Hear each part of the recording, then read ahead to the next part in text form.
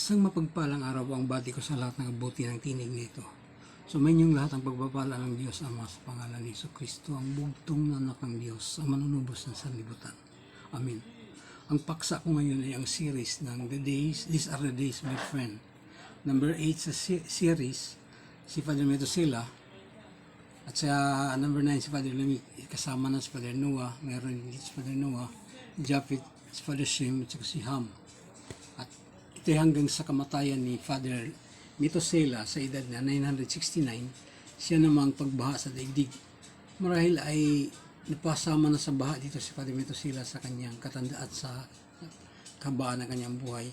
600 years noon si Father Noah nabanggit sa banal na kasulatan na nakasulat sa Genesis chapter 7 verse 6 na 600 years si Father Noah nung bumaha sa daigdig. Kaya mayroon ding mga patay na si Father Lamik 5 years before na magkaroon ng baha sa daigdig. So 600 years si Father Noah, 150 si Japhet, 108 si Shem, at 100 si Ham. Ibabahagi ko ngayon dito kung paano ang nagkaroon ng mga bilang na ito. At ito na rin sa panahon ni pagkamatayan ni Father Lamik. Ito rin mga edad nila, 777, nakasulat naman si Father Lamik sa Genesis din, bago ang pagbaha. 964 si Father Metosela dahil 5 years before na magkaroon ng baha ay namatay si Father Lamik. 595 si Noah, at 145 si Japhet, 105 si Shem, 103 si Shem, 95 si Ham. At ito pa rin mga edad nila. Kung paano nakukuha itong mga number na ito, ay ibabahagi ko ang mga paraan. Ito yung my chart of generation table. Ito ang pagkuha sa kanila. Ngunit, pagdating dito sa kapanahonan ni Father Noah, ang given lang dito ay ang sa Biblia, ang given ay ang sa Genesis chapter 5 verse 32.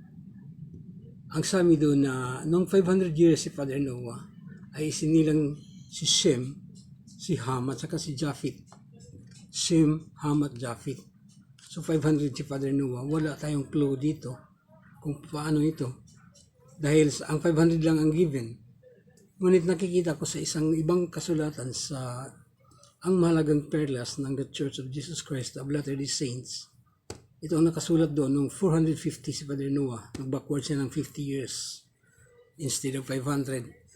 450 si Father Noah ay isinilang si Japhet. After 42 years, isinilang naman si Shem. So, 450 plus 42 is 492 noon si Father Noah. At isinilang naman si Shem. At nung 500 si Father Noah, ay itong mga to. O kaya ginawan ko ito ng equation sa pamagitan ng mga given na dito muna ako sa ang mahalagang perlas sa Moises chapter 8 verse 12. Dahil ang sabi dito, 450 si Father Noah ay isinilang si Japhet. After 42 years ay isinilang naman si Shem ng ina ni Japhet.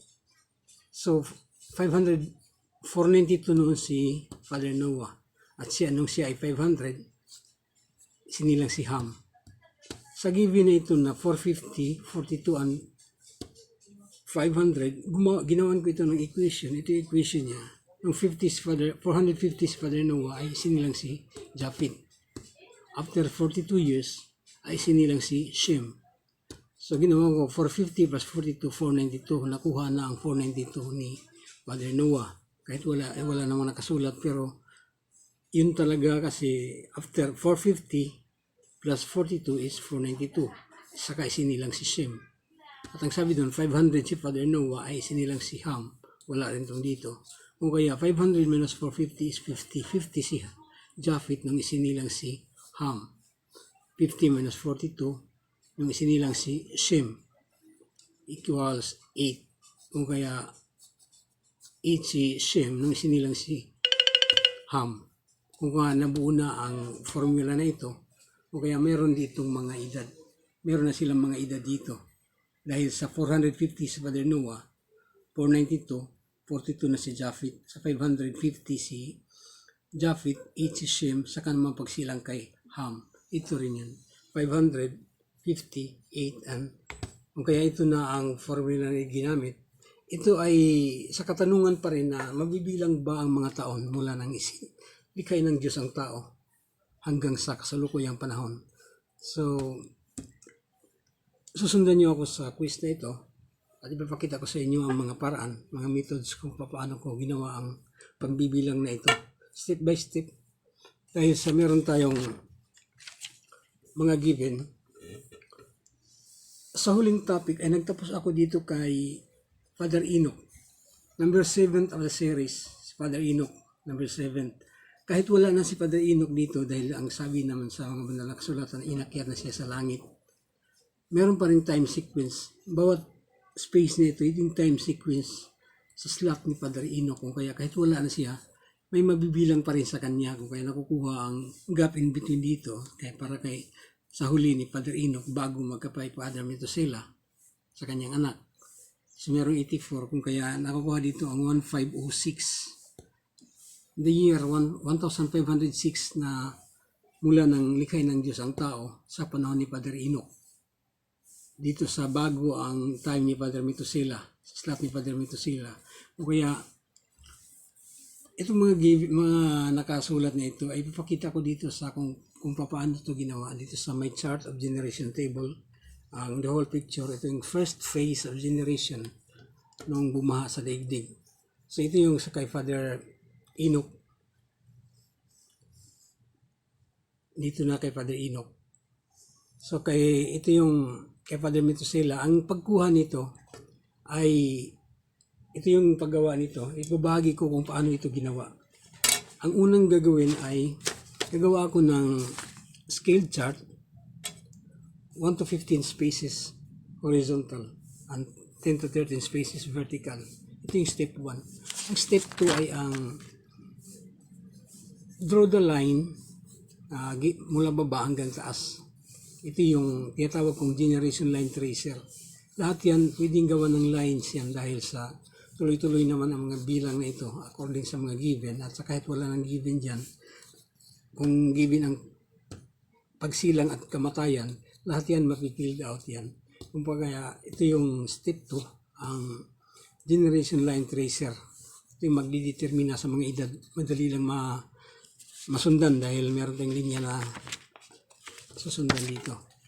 Ang number 3, step 3 ay ang fill in the age of someone when other one was born.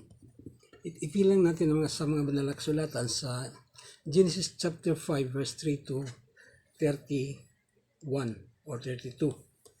Ito si fill in the age of someone. 130 si Father Adam, isinilang si Father Seth. 105 si Father Seth, isinilang si Father Enos. 90 si Father Enos, isinilang si Father Kenan.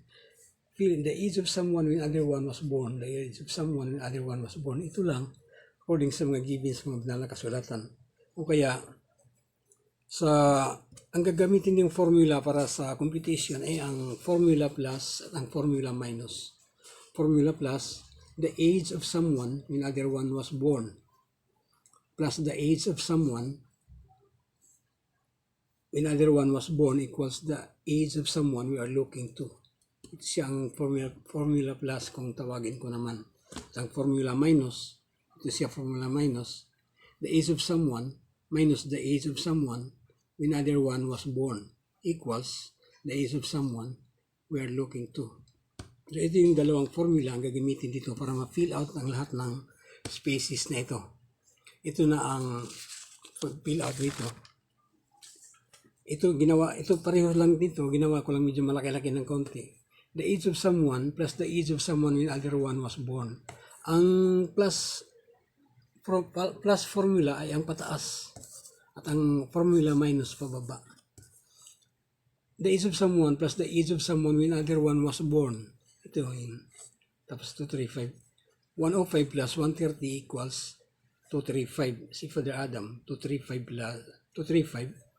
Nung isinilang si Father Enos, 90 si Father Enos. Nung isinilang si Father Kenan, 90 plus 105 is 195 plus 130 is 325. 325 si Father Adam.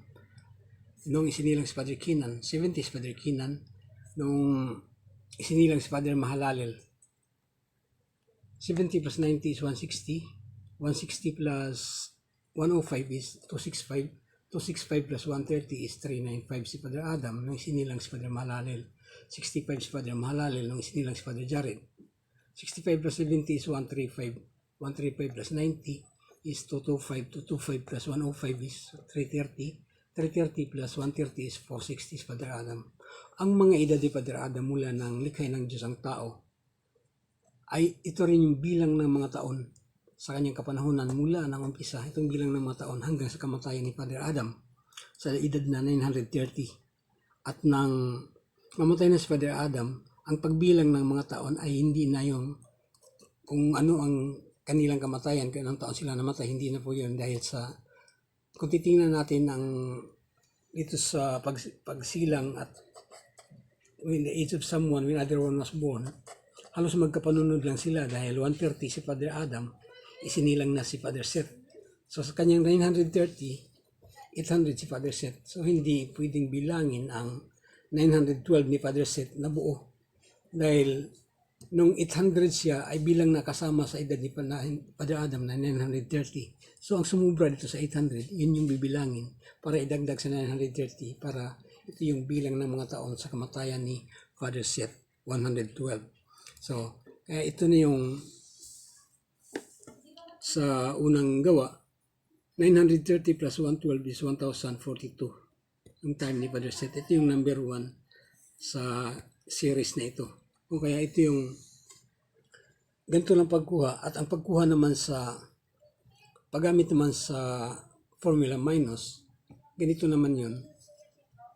The age of someone minus the age of someone when other one was born.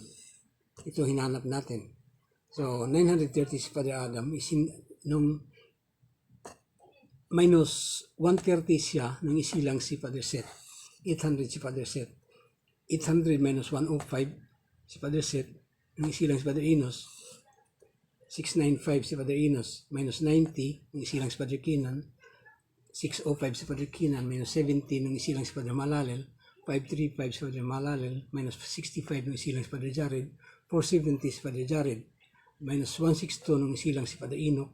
308 si Father Enoch minus 65 nung isilang si Father Metosela. 243 si Father Metosela minus 187 nung isilang si Father Lamik. 56 si Father Lamik. So wala pang isinilang dito. Wala pa 56 si Father Lamik.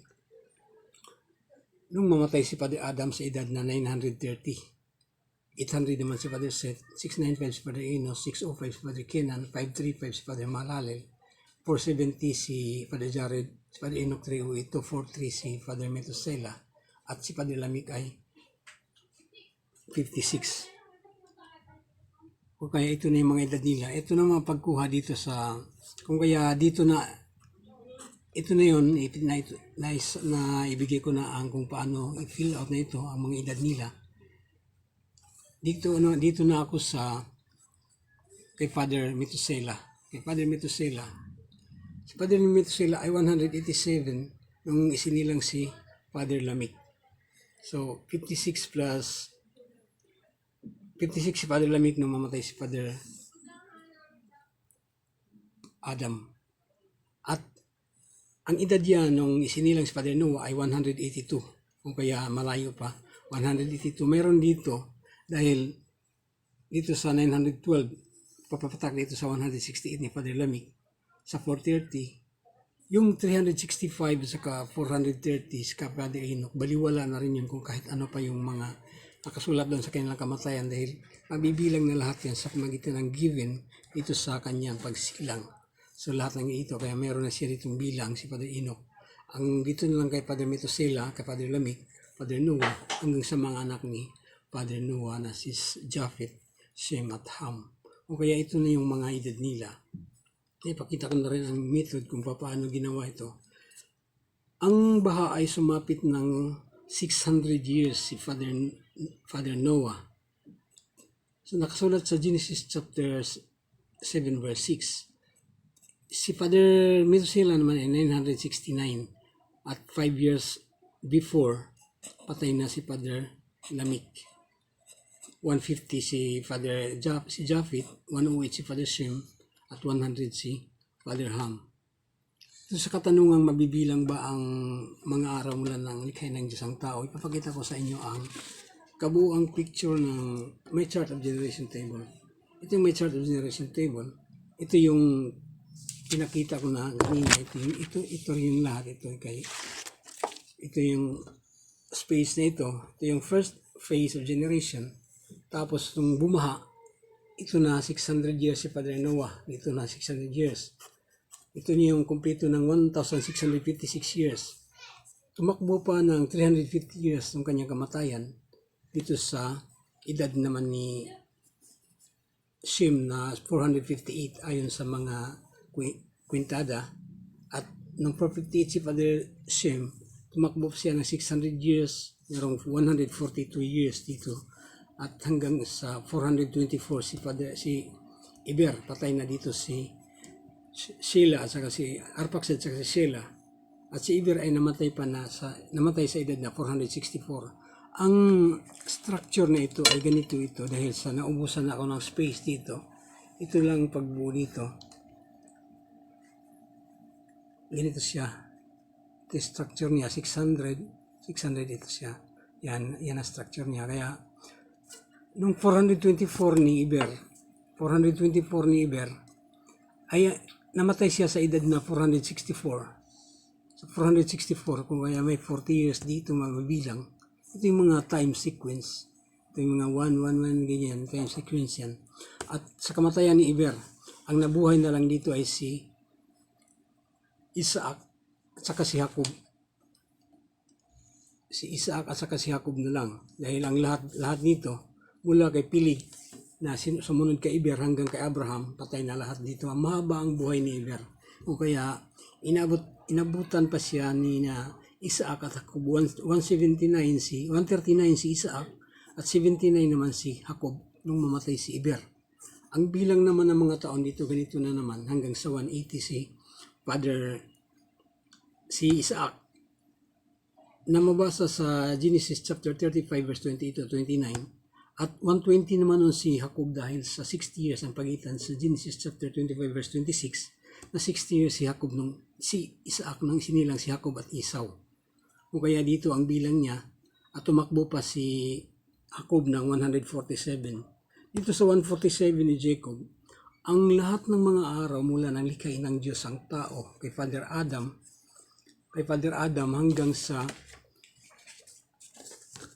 hanggang kay Jacob, ay lahat ay mabibilang ang lahat at malalaman din ang lahat ng mga taon hanggang sa kamatayan dito ni Jacob sa edad na 147. At ang pagkatapos ni Jacob ay wala na dito, kailangan nang makukuha ang mga taon at mga kapanganakan ng kanyang mga anak nung pumunta siya sa Mesopotamia. Sumahabang istorya, diretso ko na ito. Ito na nung ang given lang dito, lahat ng given ang kanilang kapanganakan. Sa 12 tribe of Israel, pati kasama ni si Dina na anak ni Jacob na babae. Ito, given na lahat yan ang mga kapanganakan sa Genesis chapter 29. At ang kamatayan lang na ibinigay ay kay Joseph sa edad na 110. At ang kamatayan ni Levi sa edad na 137. Kay Joseph sa Genesis chapter 50 verse 26. Kay Levi, Exodus chapter 6 verse 16. Ang kay Kohat ay sa Exodus chapter 6 verse 18. Kay Amram na ama ng Moises, Exodus chapter 6 verse 20. Hanggang dito sa 80 years old si Moises nung subuin ng Diyos upang kausapin ang paraon na may labas ng kanyang bayan sa bansang Ehipto. Hanggang sa Exodus chapter 12 verse 40 to 41, 80 years old pa rin si Moises nung sila ay naglakbay sa ilang, umalis sila sa Ehipto. Dito ko tinapos ang my chart of generation table dahil mga given na ang mga kasunod dito. Given sa banal na kasulatan. O kaya, ang mga edad dito sa kay Father Methuselah,